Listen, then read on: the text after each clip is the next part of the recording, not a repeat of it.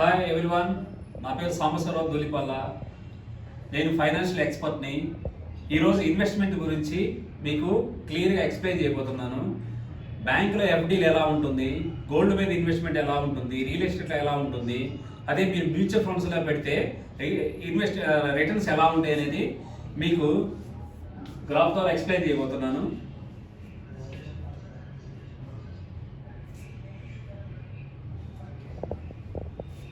మనకి యావరేజ్ ఏంటంటే మన ఖర్చులు ఇన్ఫ్లేషన్ అంటారు. చూడండి, 1990లో ఇన్ఫ్లేషన్ ఎలా ఉంది, 2005లో ఎలా ఉంది, 2025లో ఎలా ఉంది.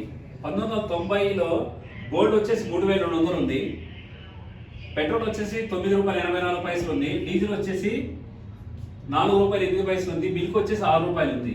అదే 2005లో చూసినట్లయితే మనం గోల్డ్ వచ్చేసి ₹6,105 ఉంది, అదే పెట్రోల్ ₹38 ఉంది, డీజిల్ ₹28 ఉంది, మిల్క్ ₹19 ఉంది.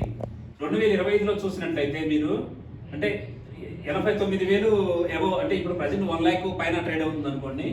పెట్రోల్ వచ్చేసి ₹94 అండ్ డీజిల్ 90, మిల్క్ 72. ఇన్ఫ్లేషన్ అనేది అంటే సెక్టర్ గోల్డ్ వచ్చేసి 9.9%, ఉంది, పెట్రోల్ 6.67 ఉంది, అదే డీజిల్లో 9.24 ఉంది, మిల్క్ లో 7.35. యావరేజ్ గా గవర్నమెంట్ ఇచ్చిన డేటా దీని ప్రకారం ఇన్ఫ్లేషన్ అనేది 7% అనేది యావరేజ్ మెయింటెనెన్స్ అవుతుంది. అదే మనము మన డబ్బుల్ని పోస్ట్ ఆఫీస్ లోనో బ్యాంక్స్ లోనో డిఫరెంట్ ఇంకెక్కడన్నా మీరు ఇన్వెస్ట్మెంట్ చేసినట్టయితే మీరు చూస్తున్నారు మీ రిటర్న్స్ ఎలా ఉన్నాయి అనేది మీకు ఇక్కడ స్పష్టంగా అర్థమవుతుంది. అదే మీరు మ్యూచువల్ ఫండ్స్ లో ప్రతి నెల సిప్ ద్వారా ₹10,000 ఇన్వెస్ట్మెంట్ చేసినట్లయితే మీకు ఫ్యూచర్లో ఒక పెద్ద అద్భుతమైన ఫండ్ అనేది క్రియేట్ అవుతుంది. జస్ట్ అది ఎలాగో మనం ఇక్కడ చూద్దాము. చూడండి, 2015లో మనకి 25,000 ఉంటే మన ఇల్లు హ్యాపీగా అన్నీ గడిచిపోతాయి. ఇప్పుడు 2025కి వచ్చేసి మన ఇంటి ఖర్చు వచ్చేసి 49,200 ఉంది. 2030 కల్లా వచ్చేసి మన ఇంటి ఖర్చు ఎంత ఉంటుంది అనేది జస్ట్ యావరేజ్ మీరు ఇమేజ్ చేయొచ్చు. అంటే ఇన్ఫ్లేషన్ 7%కి అనుగుణంగా ఈ మార్పు ఉన్నది. దీనికి అనుగుణంగా మనం ఫ్యూచర్ని మనం ఇలాగనే హ్యాపీగా ప్రిడిక్ట్ చేయాలి, ఎంజాయ్ చేయాలి, లీడ్ చేయాలి అంటే మన ఇన్వెస్ట్మెంట్లు ఎలా ఉండాలి అంటే ఇన్ఫ్లేషన్ని మించి, అంటే ఇన్ఫ్లేషన్ ఎలా ఉంది 7% ఉంటేనే 2015 25,000 ఉన్న ఖర్చు ఇప్పుడు 49,000 సంపాదిస్తే కానీ జస్ట్ ఇది మనము యావరేజ్ మెయింటెనెన్స్ కాని పరిస్థితి అనమాట. సో చూడండి ఇక్కడ అదే అలాగనే హైయర్ ఎడ్యుకేషన్ 2015లో 14 అంటే నేను చెప్పేది మంచి యూనివర్సిటీల్లో కొంచెం మంచి ఎడ్యుకేషన్ గురించి 14.5 lakhs అయితే ఇప్పుడు వచ్చేసి 2025 25 లక్షలు అవుతుంది. మ్యారేజ్ కూడా అంతే, 2015 9 నుంచి 10 లక్షలు అయితే ఈ రోజు వచ్చేసి 18 20 లక్షలు అవుతుంది. 2035 వచ్చేసరికి ఎంత ఉంటుందని మనం ఇమాజినేషన్ చేసుకోవచ్చు అనమాట.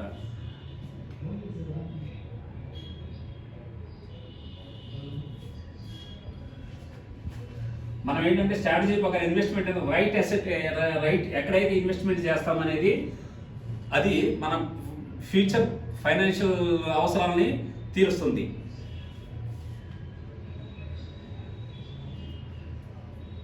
జస్ట్ ఇప్పుడే జాబ్ వచ్చింది, సరే శాలరీ ఎంతైనా కావచ్చు, 50,000 కావచ్చు, 1 lakh కావచ్చు, ఏదైనా కావచ్చు. అతను ప్రతి నెల సిప్లో ₹10,000 ఇన్వెస్ట్మెంట్ చేసినట్లయితే అలా 35 years అంటే చేసుకుంటూ అతని రిటైర్మెంట్ ఫండ్ కోసం, అంటే రిటైర్మెంట్ వయసు ఎంత మనం జనరల్గా ఏంటంటే 60 years మనం గవర్నమెంట్ లెక్కల ప్రకారం 60 years మనం యావరేజ్ చేద్దాము. 20 సంవత్సరాలప్పుడు 10,000తో సిప్ మొదలు పెట్టినట్టయితే అతను రిటైర్మెంట్ వయసుకి 35 years ఉంటుంది. అతను ప్రతి నెల 10,000 ఇన్వెస్ట్మెంట్ చేస్తే 42 lakhs అతను ఇన్వెస్ట్ చేస్తాడు. దానికి గాను 6.40 అనేది అతని ఫండ్ అనేది మొత్తం ఫండ్ వాల్యూ ఆ విధంగా ఉంటుంది.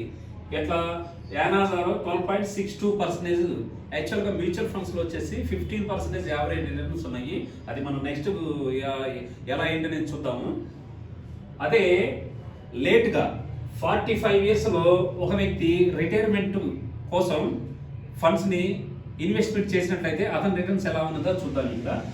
ఇక్కడ ఇతను ఎర్లీ ఏజ్ లో 25 ఇయర్స్ అతను 10,000 ఇన్వెస్ట్మెంట్ చేస్తే ఇక్కడ 45 ఇయర్స్ ఏజ్ లో డబుల్ ఇన్వెస్ట్మెంట్ 20